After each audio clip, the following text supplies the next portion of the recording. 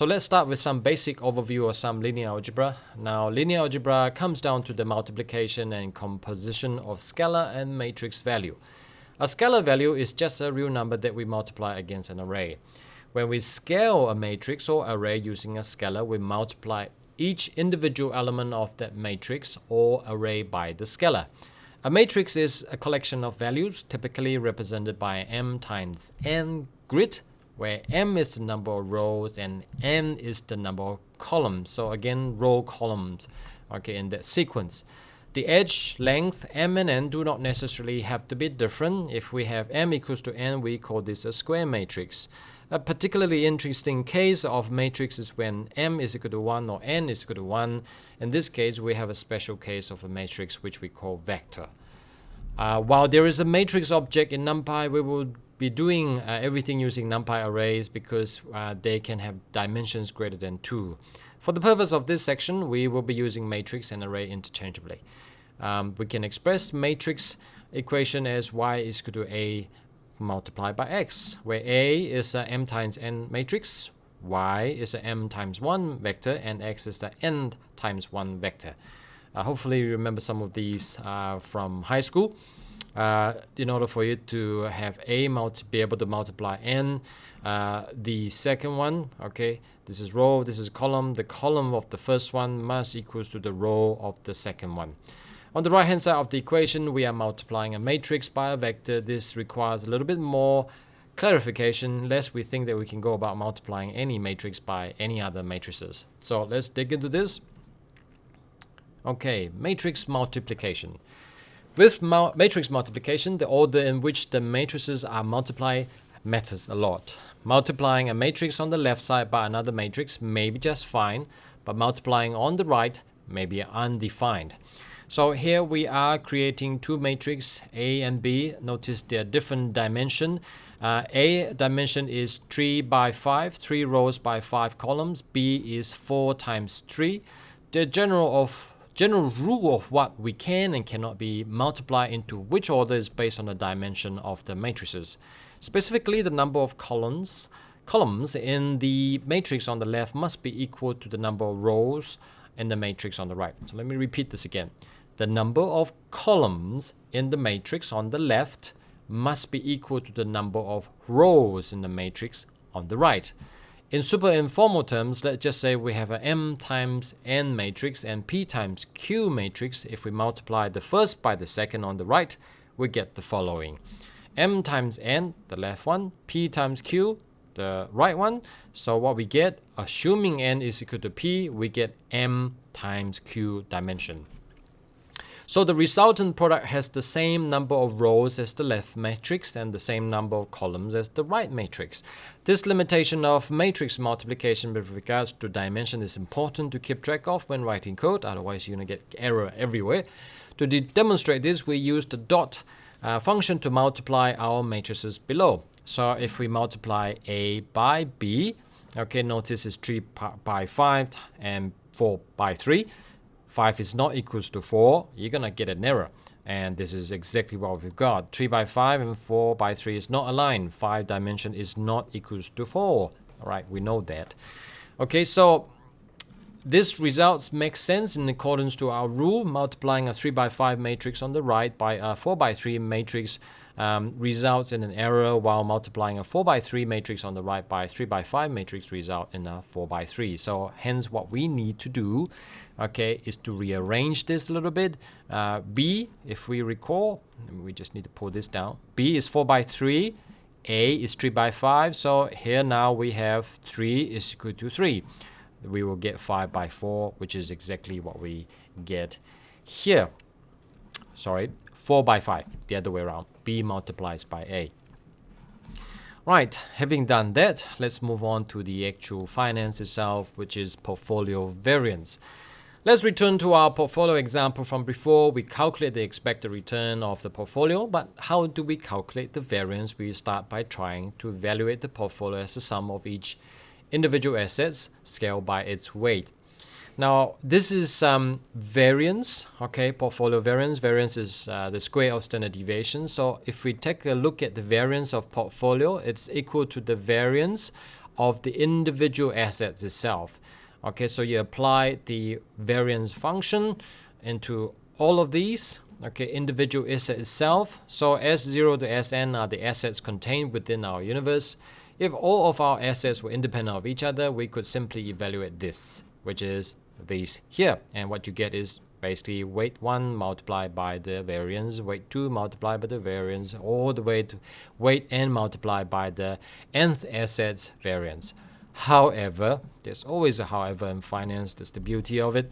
All of our assets depend on each other by their constructions. Remember, when we were constructing, they are correlated, and in real world is exactly the same. They are correlated in some way.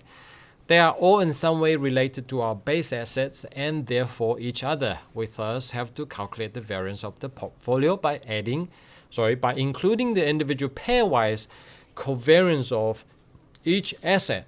Our formula for the variance of the portfolio is basically this beautiful notation here. So you have individual portfolios, let me repeat, individual assets weight multiplied by its variance, and also the actual covariance of all of the assets to each other.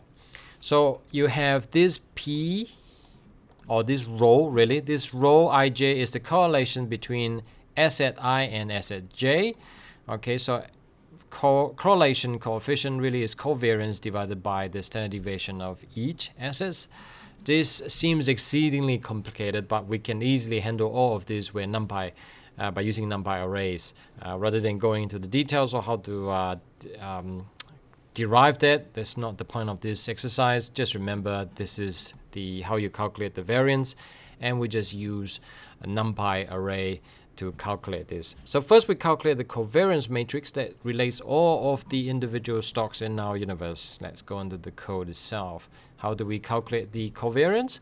We thankfully have a NumPy function called numpy.cov, which is NumPy covariance of the returns. And when we calculate the actual matrix itself and print it out, and here you have the actual covariance matrix itself. The array is not formatted particularly nicely, but a covariance matrix is a very important concept. The covariance matrix is basically of this form. The diagonal is really the variance of the individual asset itself. The rest are the covariance itself. So each diagonal entry is the variance of the asset at that index, and each off diagonal holds the covariance of two assets indexed by the column and row number. What is important is that once we have the covariance matrix, we are able to do some very quick linear algebra to calculate the variance of overall portfolio.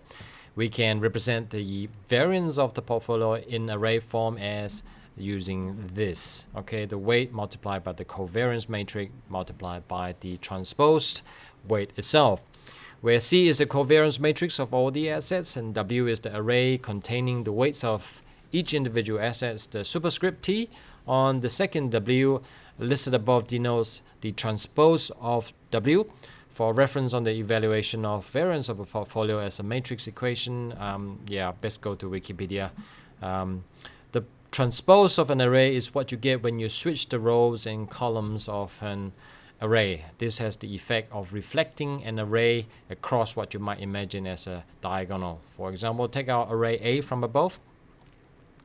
If we print A, this is what it looked like. It's a 3 by 5. The transpose looked like a mirror image. So in essence, now it's 1, 2, 3, 12, 6 down this way, 4, 5, 6, 15 down this way. So it's basically transposing. This is what you mean by transposing.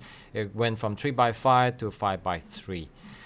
But weight here is a one-dimensional array, a vector. It makes perfect sense to take the transpose of a 3 by 5 array, so the output will be a 5 by 3 array. But a one-dimensional array is not quite as intuitive.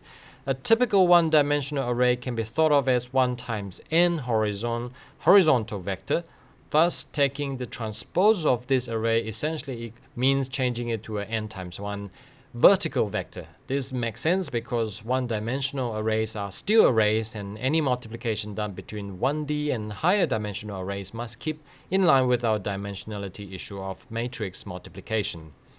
Right, I think I blah blah blah for quite long. So to make a long story short, we think of weight as 1 times n since we have n securities. That makes it so that weight transpose is n times 1.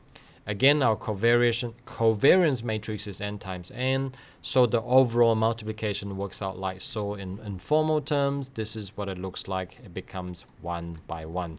1 times n multiplied by n times n. Remember, this matches, so it becomes 1 times n multiplied by this, and these two are the same, so matches, so ended up taking 1 and 1. It becomes 1 number overall. Multiplying the covariance matrix on the left by the plane horizontal vector, on the right by the vectors transpose, results in the calculation of a single scalar value, our portfolio's variance. So knowing this, let's proceed and calculate the portfolio variance. We can easily calculate the product of these arrays by using dot for matrix multiplication, though this time we have to do it twice. So variance, within it, we have the weights times the covariance matrix, and then we have a numpy dot multiplication of the result of this, which is this part here, multiplied by the external, which is this one here, and what you get is the actual variance of the portfolio. If you want to calculate the volatility or the standard deviation, you take a square root of that, and when you print the volatility, it gives you 0.03. So all of this might not make sense at first glance. It helps to go back and forth between the theory and the code representations until you have a better grasp of the mathematics involved. It is definitely not necessary to be an expert on linear algebra and on matrix operations, but linear algebra can help to streamline the process of working with large amounts of data. So for further reading on NumPy, check out the documentations. Thank you for paying attention. I hope you have found it useful.